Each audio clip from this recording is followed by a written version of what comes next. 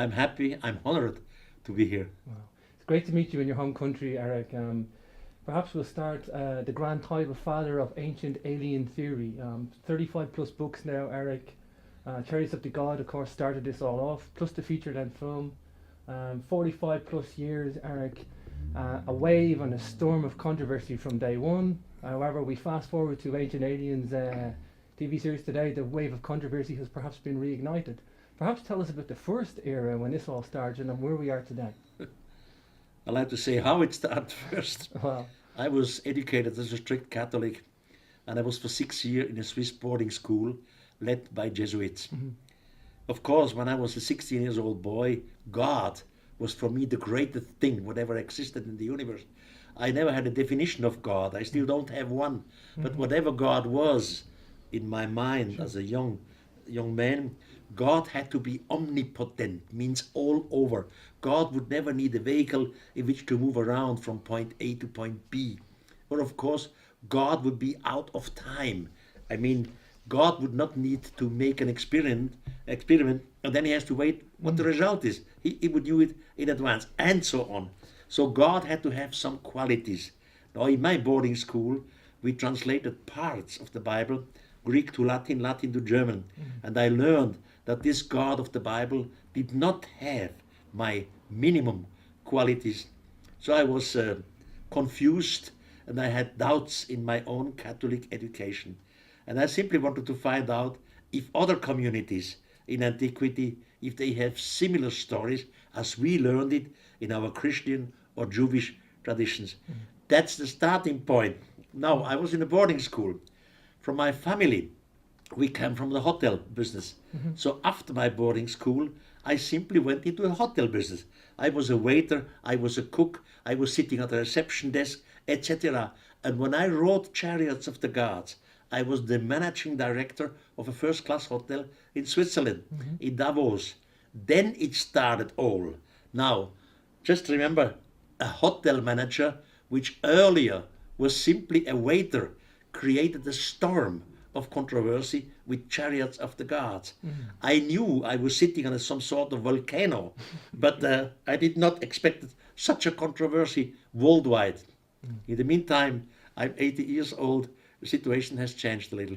yeah. The questions that you asked originally are still as important and still as true today, Eric.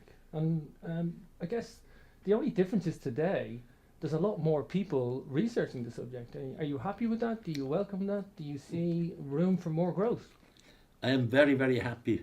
Most of the authors worldwide who publish in the same direction, I know them, not all of them. And they are brilliant and wonderful personalities who try to find out part of the truth of our past.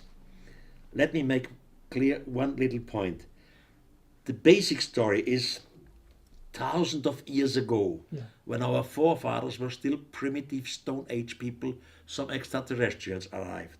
Our Stone Age people had no idea of technology, so they believed erroneously that these visitors are some gods. Of course, we all know that there is nothing like gods, but that was the misunderstanding of our Stone Age forefathers. The so-called gods, they behaved themselves like ethnologists would do today. They learned a few languages, they studied a few tribes. One day they disappeared, but with the promise to return in the far future. And this was the base of religion. In that respect, archaeology, I don't want to make fun of archaeology, but I think a lot of archaeology, when they can't understand something, they just use the label mythology. And that's a major, major problem, Eric. Maybe talk about the problem with, quote, mythology as a label and where that fits into things. Of course, mythology exists all over the world. Every tribe had its mythology. Every great religion has its mythology today. By the way, I do not contradict, in a way, archaeology. I love the archaeologists. The one I know are brilliant and integral personalities with a lot of humor. I do not say, for example, it was the gods who created the Great Pyramid. It was the gods, the extraterrestrials, who made these gigantic temples. It was always the humans who did it. The question is, why? then the answer from the conservative side is they did it for the gods. I agree. Which gods? Normal, the gods are seen in nature. Our Stone Age people, they do not understand the lightning flashing down from the sky. They could not understand the thundering behind the lightning. They were afraid of an earthquake, or maybe of the sun and the moon who disappeared one time and then it's up in the sky again. So they could not understand these things. It was normal that the first religion were natural religion. I fully agree with archaeology in this sense. The question is, one day the skies obviously opened and some beings descended. How can you make a difference between natural religion and these extraterrestrial? I mean, in natural religion, you have thunder, lightning, loud noise, etc. Because the ones who descended from the sky were teaching, information was given, and often scientific information. So these teachers, for example, they told our forefathers how the calendar works, that our planet is surrounding the sun in 365 days, etc. So information from above has come to us, and nature does not speak, does not give scientific information. In that respect, Erich, and I know you come from that Swiss Catholic background, there's a lot of biblical information that you tackle, and then there's a lot of archaeological information that you tackle, and you sometimes see the boundaries where they both cross. Of course. Tell us, first of all, the doubts as a Swiss Catholic, and some of those excuse me, what? Doubts that you had. The doubts as a Swiss Catholic, that the questions. Send me some of those specific questions that you asked yourself when you were younger. Questions that I still ask myself today? Yeah. Well, I don't know where they have come from, which distance, which solar system. I don't know what was the reason. Why have they come here? But I know they were here and they promised to return. Do you think then stories like Moses and that was referring to not the true creation God, but perhaps a different God?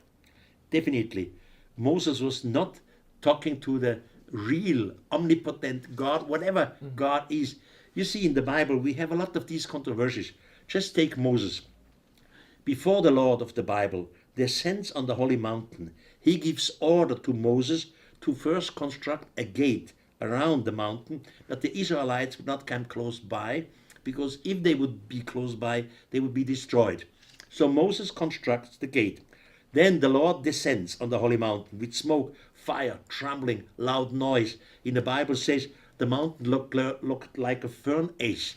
Now, my God, and I am still a believer in God, does not need a gate for protection. God is just here. My God would not need a vehicle in which to descend with smoke and fire and loud noise. This even becomes much clearer later, for example, in the Bible, in the book of Ezekiel, where clearly the prophet describes a vehicle descending from the sky.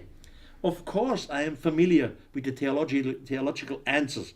They say it's a vision, or Ezekiel saw God sitting on his throne, on his chariot, on a throne. But all this is absolutely not scientific. It's just a question of believing. In my case, it's easier to understand the situation of extraterrestrials than to understand the situation with the omnipotent Almighty God. There is a big controversy, of course, between theology and Erich von Däniken. We use the same sources, the same quotations, but we have different opinions. Sure. When we talk about the Book of Enoch today, people still are trying to separate this Book of Enoch as a purely biblical resource material, but there's a lot of people focusing on the Book of Enoch now in terms of contact or UFOs in the biblical sense, and there's a lot of people focusing on the importance now, and I think the Book of Enoch is probably one of these meeting grounds where you have UFO, ancient alien theory, and biblical sources. Perhaps we could talk about the Enochian Bible, the importance. You see, in the Bible, we read only about 3 phrases about Enoch. It is said that Enoch was the 7th patriarch before the great flood. And the Bible says that Enoch was the first human being who disappeared from our planet in a fiery chariot. That's all what's in the Bible about Enoch. But in Ethiopia, some 170 years back from now, a British, by the way, found in an old Ethiopian convent a book which is written the book of Enoch. This book was translated from the Ethiopian language into English and later from English into German and other languages. The book of Enoch is sensational because it's the first book where an eyewitness talks. He speaks in the first person. I did, I saw, etc. Now, of course, 170 years ago, our brilliant professors, our linguists, they didn't know nothing about flights, about aircrafts, nothing about space travel, etc. So they tried to translate this book of Enoch in religious terms. The fact is, Enoch tells that two beings descended from the sky. In my interpretation, these two beings were two extraterrestrials. In the religious interpretation, it says two angels descended from the sky. These two came close to Enoch. Enoch is afraid, he falls on his ground. He see, they picked me up. I saw the two beings which I never saw on earth. They had the breathing, but not the breathing of a man. So they were not human, they were different. Now, one of the two beings tells Enoch, a human, you stink terribly, you don't smell well. So Enoch had to go into the water and to wash himself. Now, in the religious interpretation, they say that was the baptism of Enoch. It's all crazy. Before the great flood, there was no baptism. Now, one of the two gives Enoch some sort of cream. He should put this cream over his whole body. In my modern eyes, Enoch was simply disinfected. In the eyes of religion interpretation. Enoch was solved to a priest. Forgive my English, I don't know everything. Then someone of the two gives Enoch a clothing. Enoch put this clothing on. He looks at himself and say, hey, I look like one of them. In religious interpretation, it said, now he received the clothes of a priest. In my interpretation, no, he received something like a spacesuit. Then they go up into the sky. In my interpretation, he was taken up with the sort of space shuttle to the mother spaceship. In the religious interpretation, they say Enoch goes up to heaven. Up there, Enoch walks into different gardens with different plants which he never saw before. He smells, he sees colors which he never saw before. In the religious interpretation, they say now Enoch is working through the paradise. In my interpretation, he is simply working in the spaceship to different plantations. Then he comes in a big room. In the center of the big room is a throne, and on the throne is sitting the highest. The religious interpretation says, now Enoch is standing in the highest place before the throne of the Almighty God. In my interpretation, no, he is sitting before the seat of the commander of the spacecraft, because the highest stands up and welcomes Enoch. A real Almighty God sitting in his throne would never stand up and welcome a human coming into the heaven. So it's all a process of new thinking, of new interpretation. You can interpret everything in the religious sense, but it makes no sense, not any more sense in our days. It's full of contradiction. Our brilliant translators some 160 years ago, they did the best they could, but at that time they believed it must have to do something with God, with their angels. In the meantime, time has changed. We have a new interpretation which is absolutely meaningful, which makes sense. In that respect, on the angels, let's talk about fallen angels and the Nephilim. Are these guys the ones that try to help mankind to raise their awareness, to raise their education? First, in the book of Enoch, we have these so-called fallen angels in the religious interpretation. In my eyes, they were extraterrestrials, because Enoch clearly explains that they had sexual contacts with the humans. Angels would never have sexual contact with humans. By the way, the same story you can read in the Bible. Just open first book Moses 1:6. When the sons of gods, or in some translation, the fallen angels, saw that the daughters of men were beauty, they took them to wife. Which sons of gods? Which fallen angel? Something like fallen angels does not exist. in heaven, you see, I was educated as a Catholic, and I was told as a boy, when you live correct, when you don't kill somebody, when you don't cheat, when you are nice, finally, on the death, when you die, you come up into heaven. Heaven is the place of happiness. In heaven, you are close to the Almighty God. But I'm sorry, in the heaven of religion, there is a so-called angel with the name of Lucifer. Lucifer, one day, he comes with his disciples to the throne of the Almighty God and tells him, we do not serve you anymore. Then the archangel Michael is taken to push Lucifer out of heaven. So in that case, heaven is not a place of happiness. Heaven is a place of space, outer space. So we just have to change a few words. Change the word angels into extraterrestrials. Yep. And you change the situation. Change the word of a few humans which had the chance to go into the heaven. Not heaven, they were brought into space. Archangels are some of the leaders of the extraterrestrials, etc. You have to just change about 10 words, and you change the whole content of these old texts. And you mentioned Lucifer. Lucifer's name actually means bringer of light. Is that correct? In Latin, yes. Lux fare, yes, comes from bringer of light. The story of Lucifer and bringing of light and the battle in heavens, it's a story that's in other texts and other cultures. The sun god Ra, Tibetan text, the Daizan as well. Yes. Tell us a little bit about this story getting repeated in different contexts, different circumstances. For example, in Old Egypt, we have these so-called pyramid texts. And in these pyramid texts, often you find a war in heaven. The war between the gods and the humans. Sometimes the so-called gods, they are described as firing sun discs.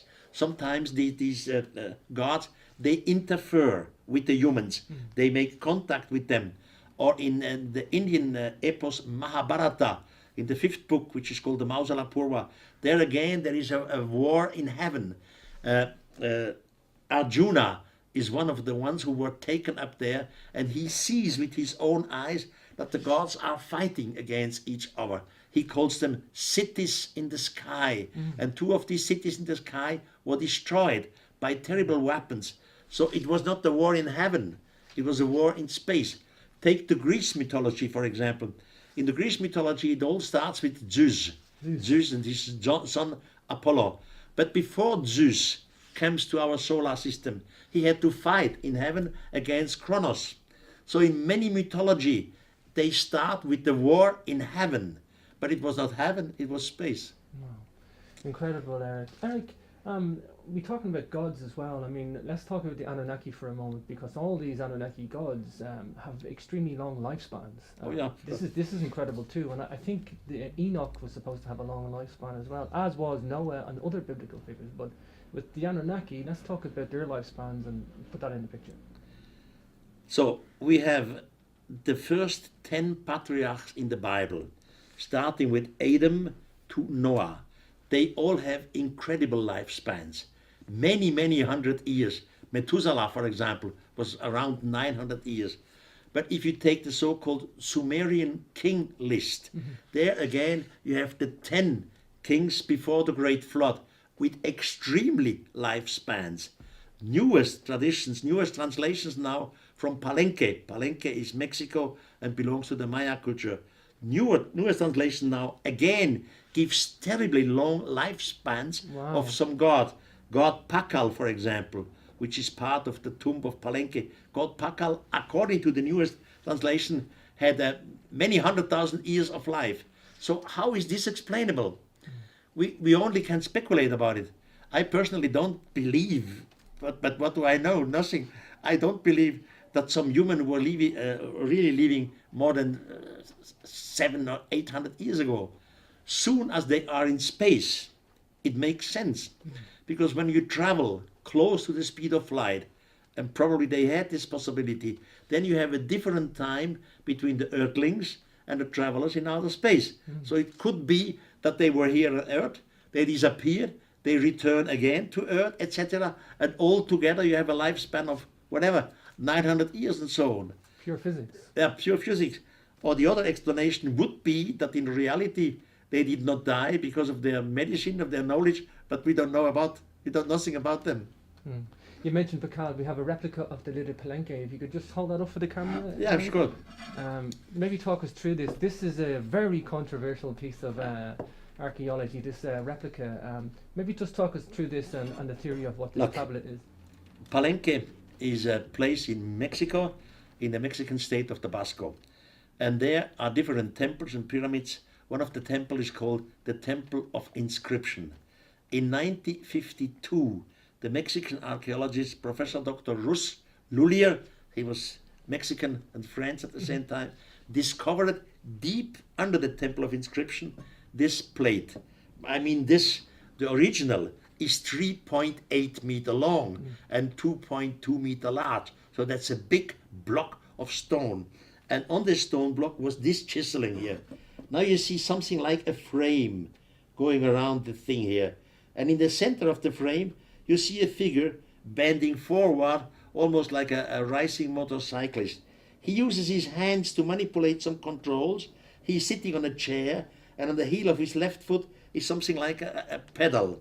Now he is separated from the room behind him, and at the end, outside of the frame, comes something out like a linking flame.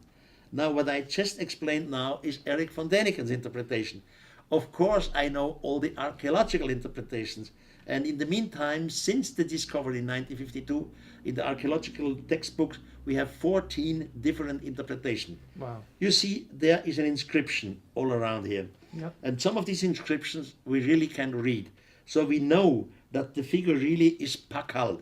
Pakal was the second last ruler of Palenque. Now in the beginning, archaeologists believe that Pakal is sitting here in the open mouth, you look at it like this, in the open mouth of a mythological monster. He's falling into this mythological monster. He's falling to death inside the earth. But outside of his chest comes out the cross of life or the tree of life, etc. The newest interpretation by the professors Stewart and Stewart. They have both the same name because it's the father and the son from the University of Texas. And they are the best, newest interpretation. They say no. Yes, it is Pakal, that's true. But Pakal is not falling into the earth. Pakal is driving out from the earth into the universe.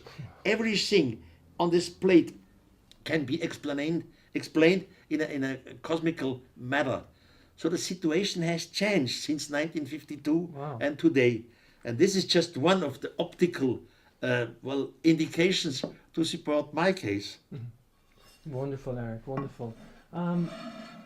Let's talk about the Ark of the Covenant. I know some of your peers and colleagues have talked about this and wrote books in it, but your interpretation, this was a technical device as well. You're pretty convinced this was a technical device with, it's one of these artifacts of the Bible that really draws so much mystery and attention. You see, the Bible is only one source of the Ark of the Covenant. In the Bible, the so-called Lord, the God of the Bible, shows to Moses an original, and Moses must make a copy. In the Bible, it clearly says, and Moses do not make any mistake to the original you have seen on the mountain. So Moses constructs this ark, and Moses' brother, Aaron, I don't know how you call it, he was the leader of a new priesthood, and only these priests, the Levites, could go close to the Ark of the Covenant.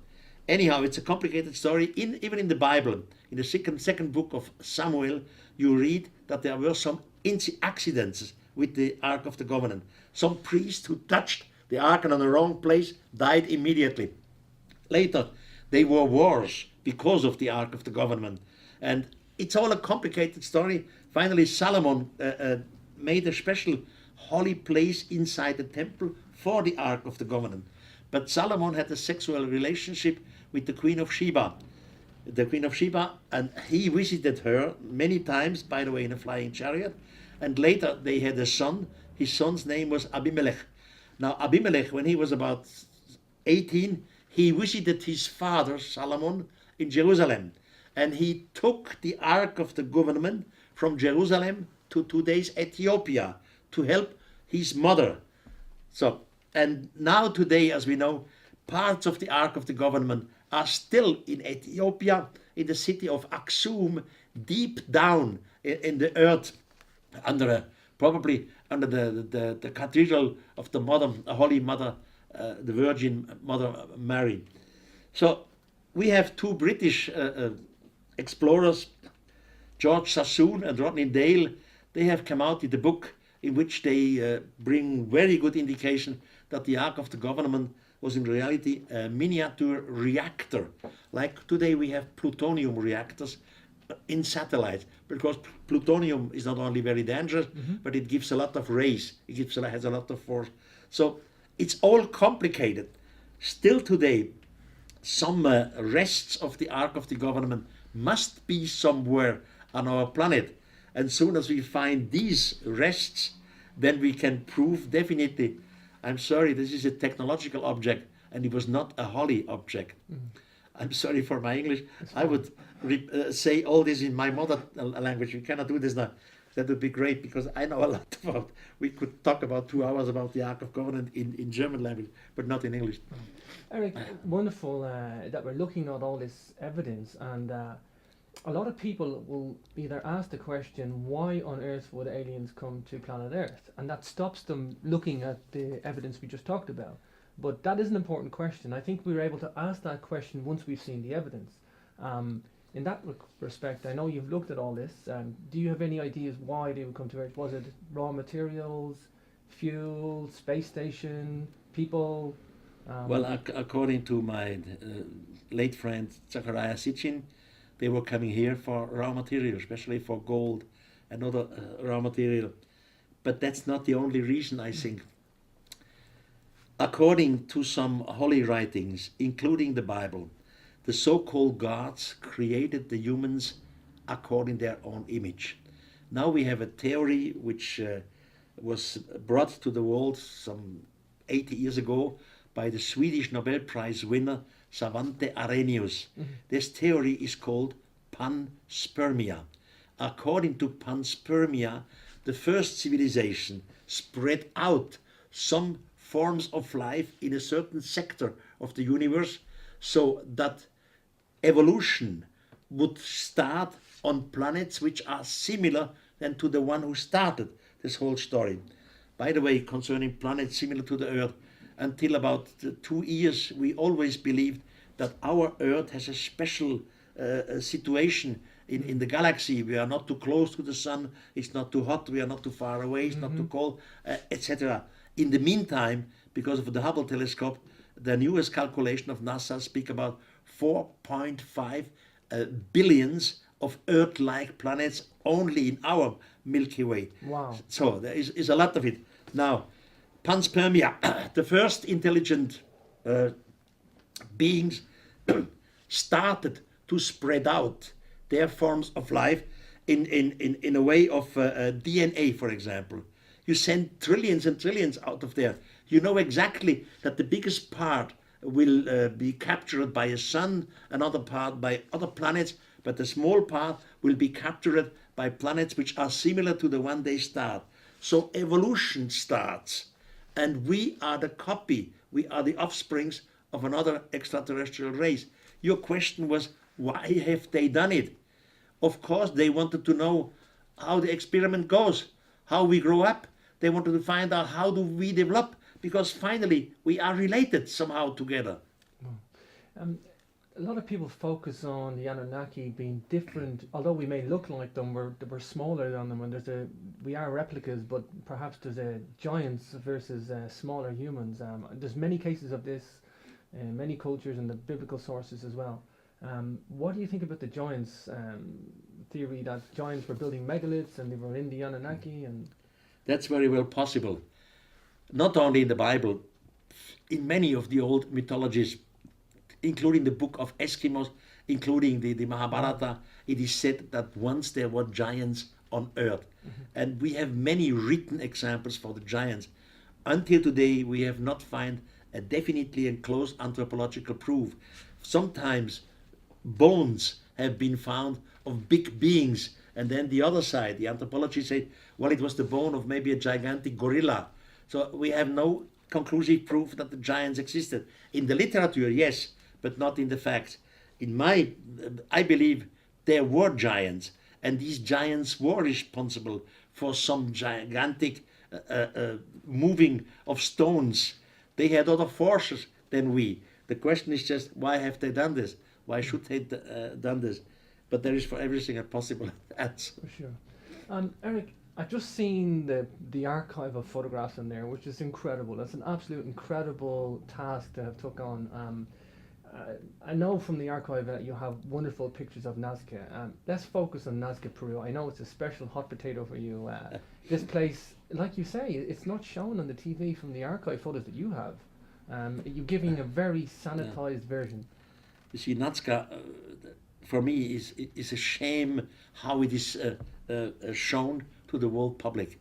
Whenever you see television or scientific books about Nazca, they show you these figures like apes, spiders, monkeys, etc. Or they show you some small lines. Now, in Nazca, we have to differentiate three things. The first things are the figures: apes, monkeys, spiders, etc. Yeah. The second thing are small lines. With small lines, I mean about 1 meter wide. But the longest of it is 23 kilometers long. Wow. All over hills and mountains. And the third things are the so-called las pistas. They look like airstrips.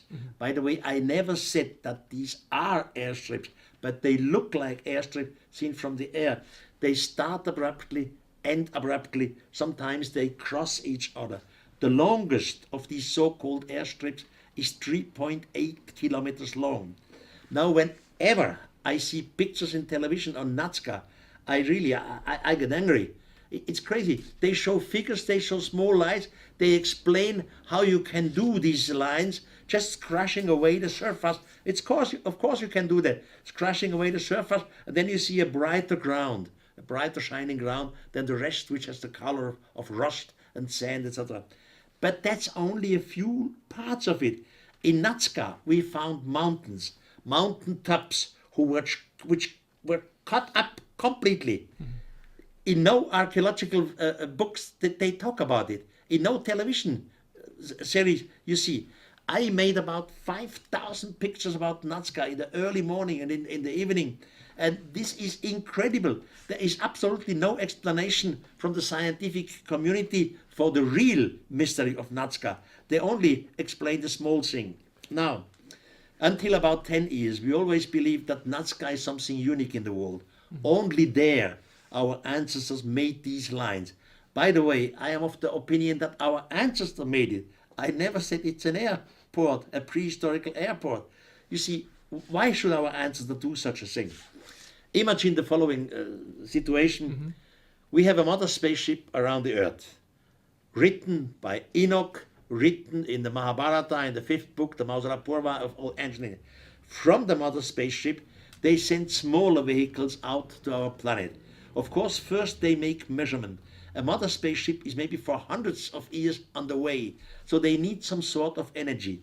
They measure from the mother spaceship where on this new detected planet we find energy. Whatever the energy is, it could be uranium, it could be some kind of minerals, whatever. They find in Nazca, there we will find some energy. And there are no people in Nazca, so we not destroy or kill everybody. Now they send down from the mother spaceship a small vehicle, maybe an unmanned vehicle, just some sort of robot to make some measurement. That's all. This unmanned vehicle comes down, close to the plane of Nazca, comes to a standstill, and then slowly comes down on the ground. And because it comes down on the ground, it trashes stones and sand away, and a small line appears in the ground. Now, they make their measurement, they disappear again. And 2 or 3 natives have watched this. They saw something coming down from the sky, and it left a trace on the planet. Now they say, the gods were here. These incredible beings from there were here. Look, they left a tray, a line on the ground. That's what the gods want. They want that we make lines for them. So the natives start to make lines, small lines, large lines, thick lines, and lines to all kind of directions.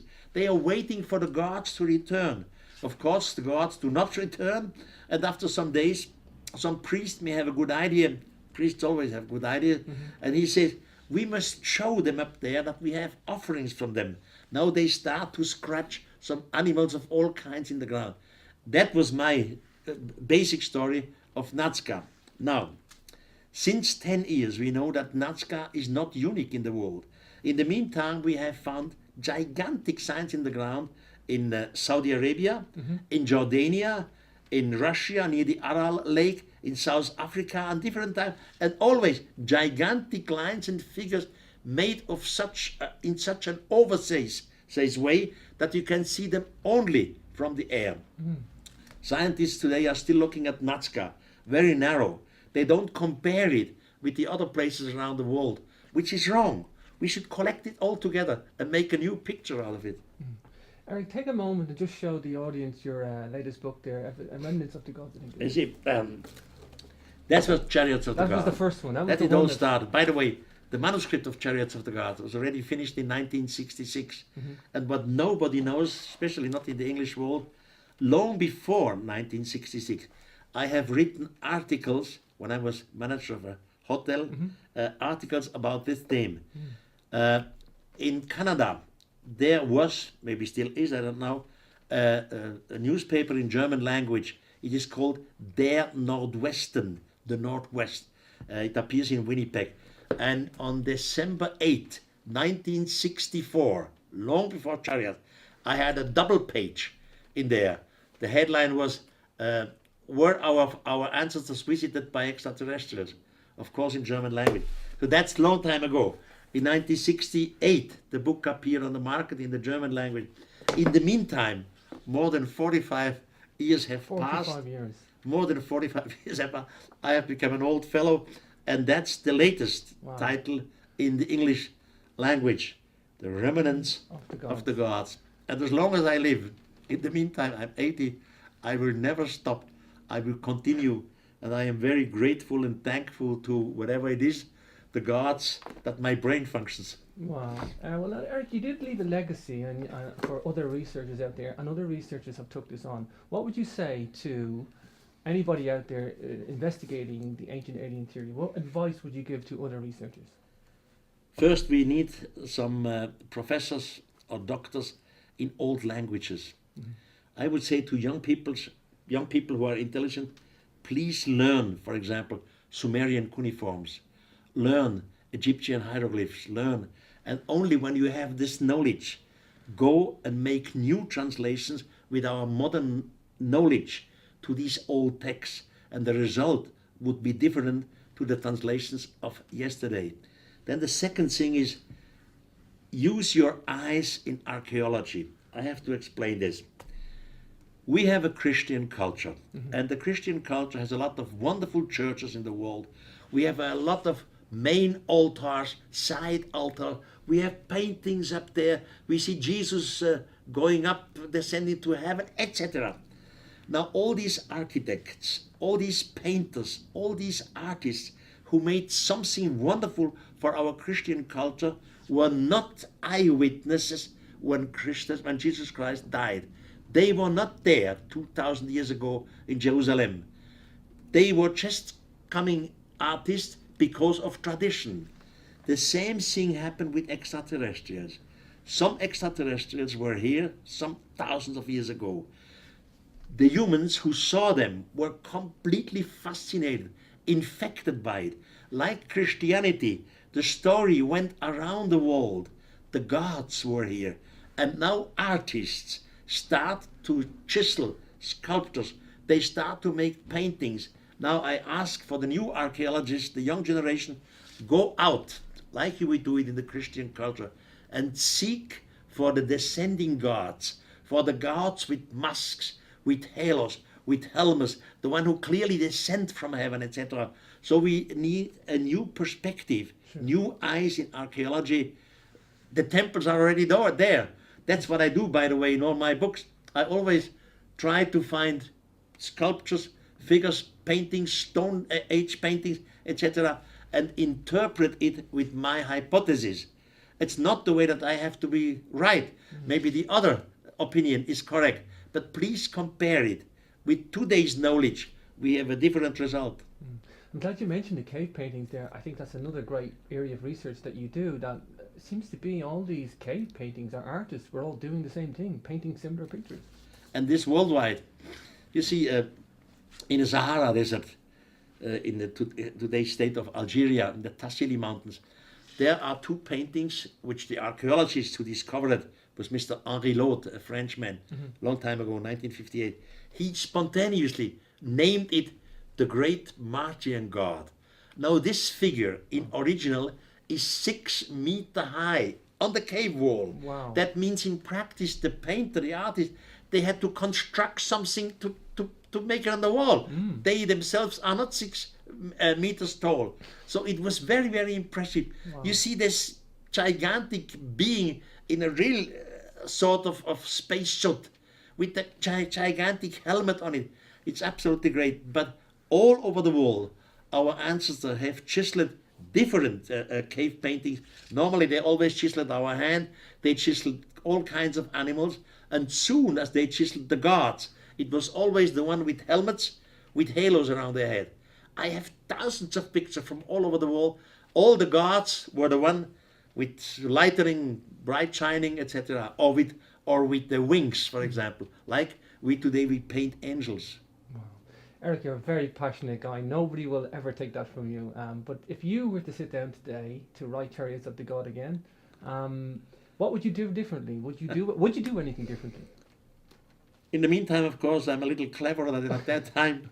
When I was young, when I wrote Chariots of the Gods, I was absolutely not critical, not self-critical towards Sure. myself.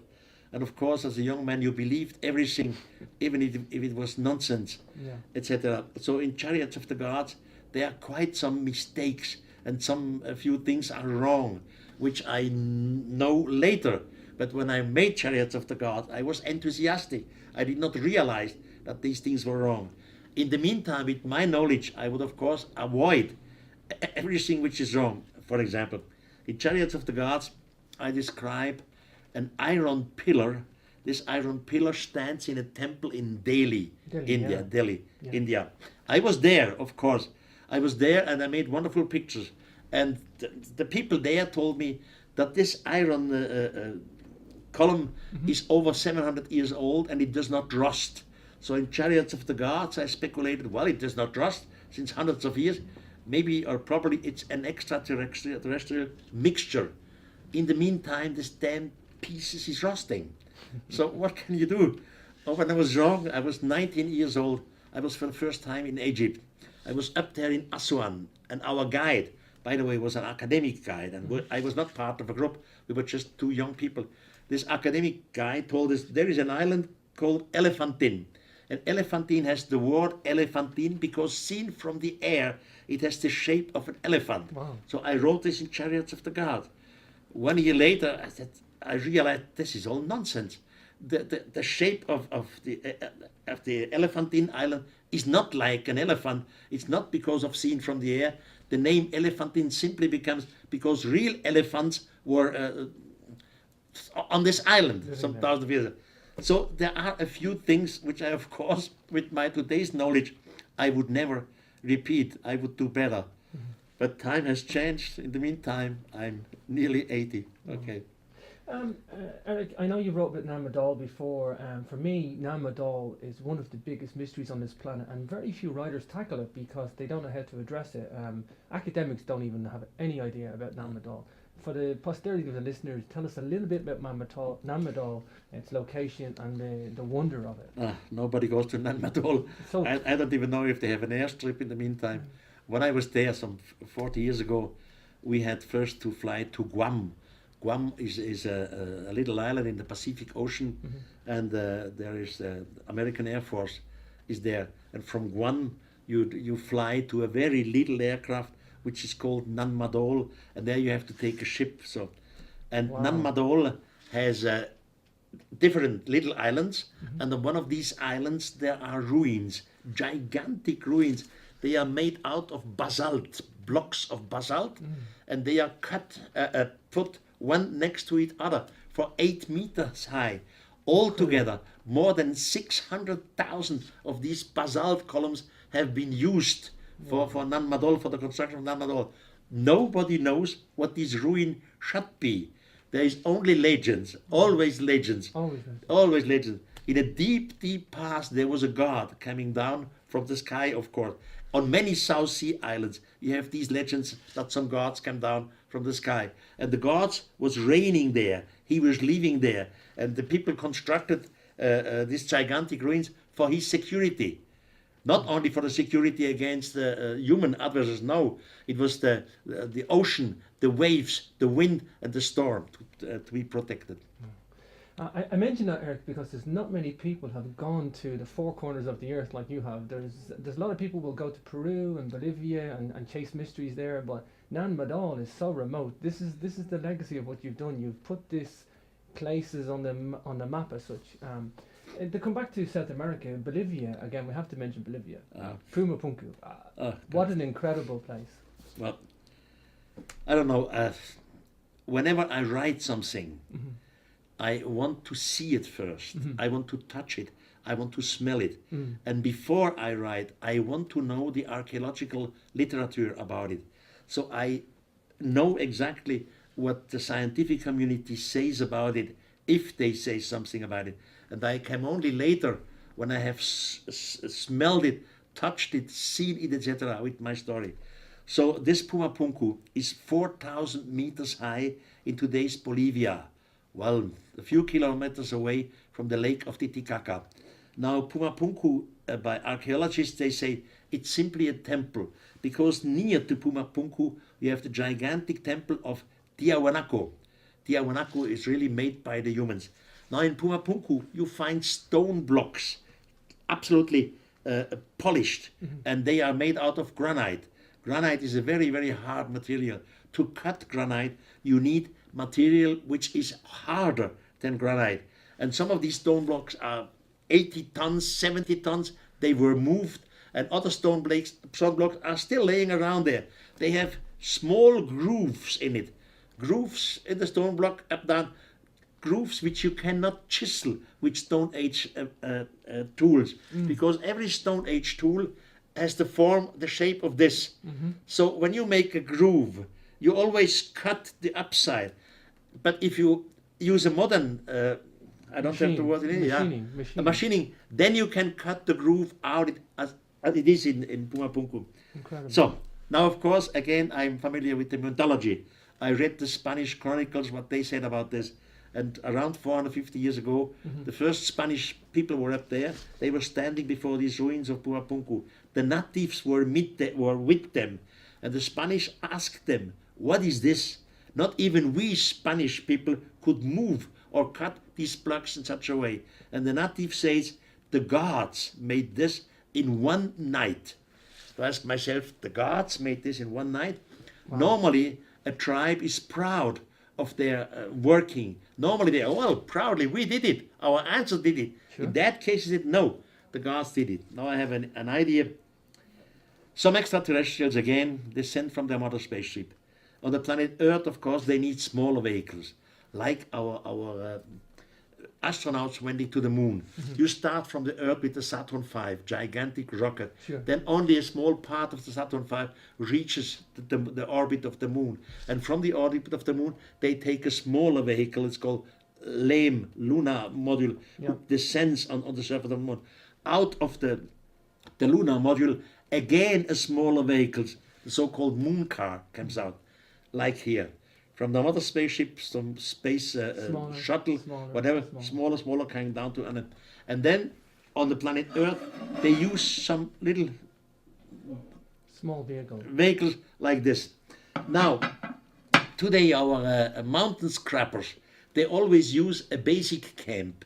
You have your tools on the back, on your rucksack. You don't want to take everything on the top of Himalaya, so you need the basic camps. These astronauts also, they use the basic camp because their tools, their technology was too heavy. They don't want to move everything all the time around. So in one night, they cut with their tools the granite blocks. They made some sort of deposit Against the wild animals, against the humans, etc. They studied the tribe up there in Pumapuku. They learned the language. They instructed them a little in astronomy. One day they disappeared with the promise we will return in the far future. Now, after they disappeared, the natives come up to Pumapunku. They see these polished cut stones and they always whisper, the gods made them. Now the natives start, in honor of the gods, to construct a temple, the temple of Tiahuanacu. So you have two cases to differentiate up there. We have a technology which is not human, because you can prove it in the cutting, in the gigantic platforms, in the weight, and you have a human technology which you can prove that was done by our forefathers. Wow. Erich, we've talked about ancient spacecrafts and spaceports, and we do also have examples of submarines, perhaps Jonas and the submarine. Oh, yeah. Maybe mention that as well. It's not just in the air. You see, the Jonah story is known in the Bible, but not only in the Bible. There are old Jewish texts which normally no one knows. And in one of these old Jewish texts, you read that Jonas was sitting on the shore, and then a gigantic fish, if you wish, comes out of the waves, a submarine, and they asked Jonas if he wished to join them. He went into the submarine because he describes that there were some windows and he could see out of the windows the fishes and everything what happened under the sea. Wow. Because they had their lightning, and after a few days they brought him out on the same shore. So according to this old Jewish text, it was a submarine, it was not a whale. Wow. Erich, incredible information. It's been an absolute pleasure talking to you today. What's new for you now, Erich? Are you still writing? Actually, what? What's new for you now? Are you still writing books? It's a never-ending story. I'm now in number 36 with writing, and it's, you see, because of my international success with the books, so many people worldwide write me.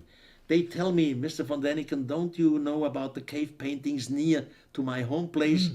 I write back, now I know nothing, can you send us photographs? Wow. Is there a scientific literature? What do your local archaeologists say again? So more and more things comes together, and then I go there sooner or later. Of course, I always want to see it and touch it. So it never ends. And in our modern time, you see, when I wrote Chariots of the Gods, I speculated that we were visited by beings from outer space. The critics at that time said, this is ridiculous because the stars, between one star and another, you have light years.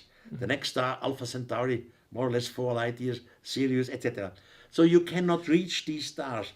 So the scientific literature of today say, oh yes, we can reach the stars. And we see possibilities how to make it. Or in Chariots of the Gods, I was speculating that we, the human race, we are the product of an artificial mutation. The critics say this is all bullshit, because that would mean that we have to change something in our cell. At that time, when I published Chariots of the God, DNA code was not discovered at that time.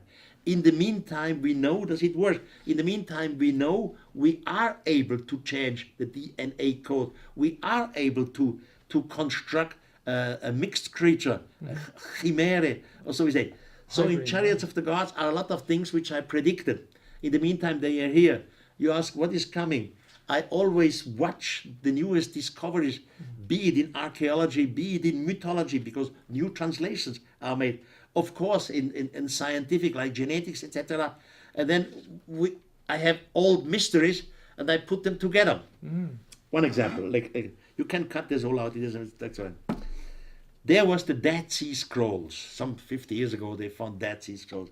Sure. And among these Dead Sea Scrolls was one which is called the Lamech Scroll. Lamech. What is Lamech?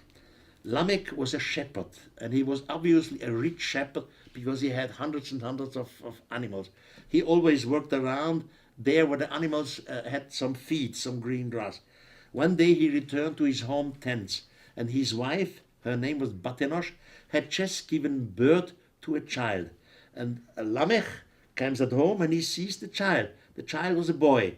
And Lamech said to his wife, Batenosh, this is not my child, because I was away too many months. And if I look at this boy, he looks differently to me. Has not the same skin, the same eyes, etc.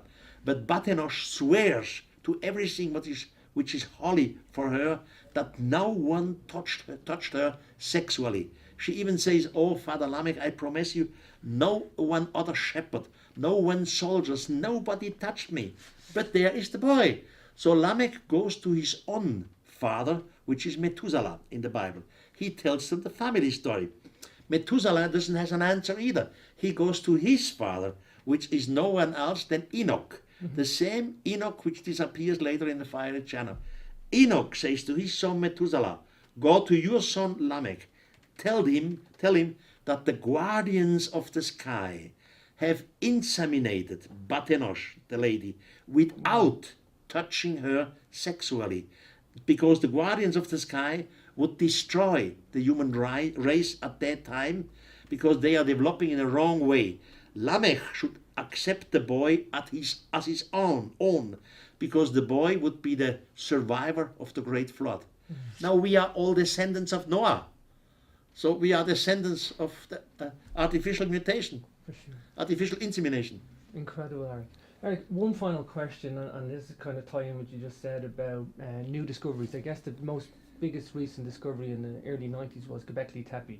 Yeah. What a fascinating place, because had you not have wrote the books before Göbekli Tepe, the paradigm and all the writers like Hancock and Boval and Andrew Collins, all the great researchers of mysteries and history that have blossomed in the last so many years. If that era wasn't there, Göbekli Tepe might have been brushed away under the carpet. Now that the platform was there, maybe just wrap up on Göbekli Tepe, and some people now say it's almost similar to Easter Island in a way, in some place. Concerning Göbekli Tepe, I have not much to say because I was never there.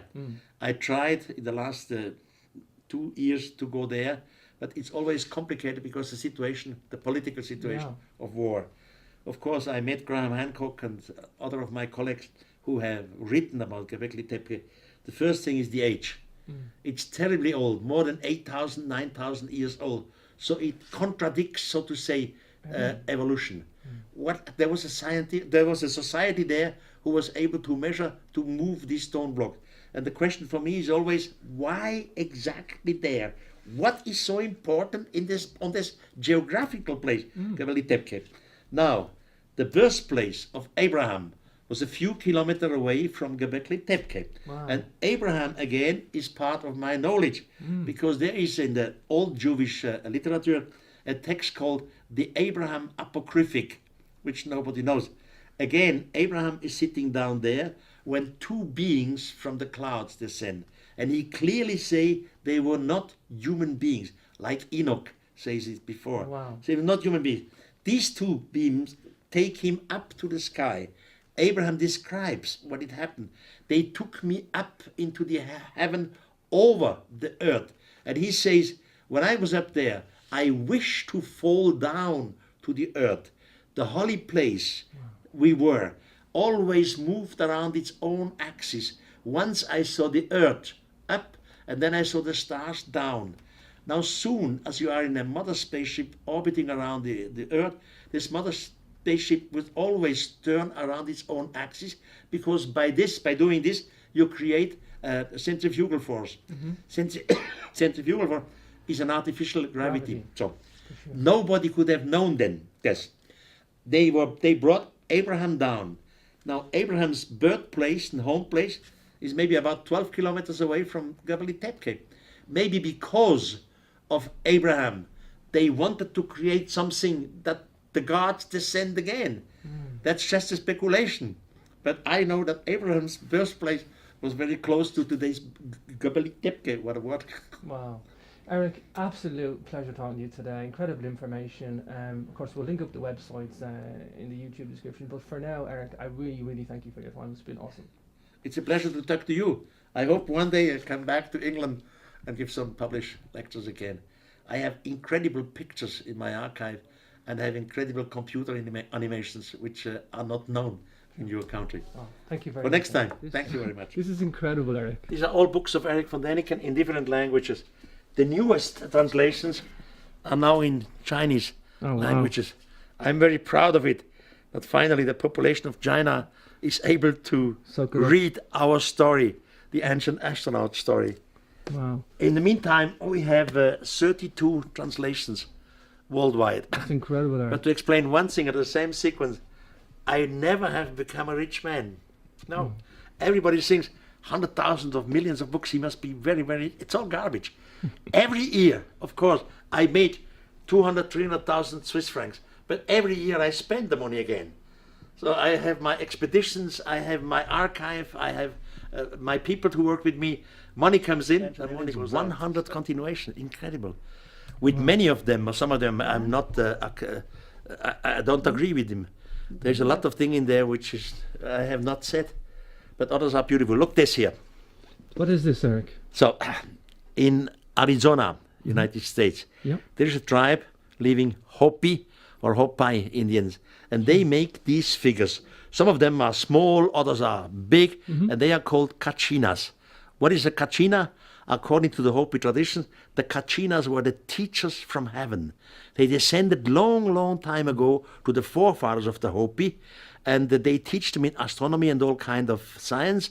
They disappeared, of course, with the promise to return one day. And since that day, the Hopis produce these dolls. You can tourists can buy them, different colors, but it's all kachinas, the teachers from heaven.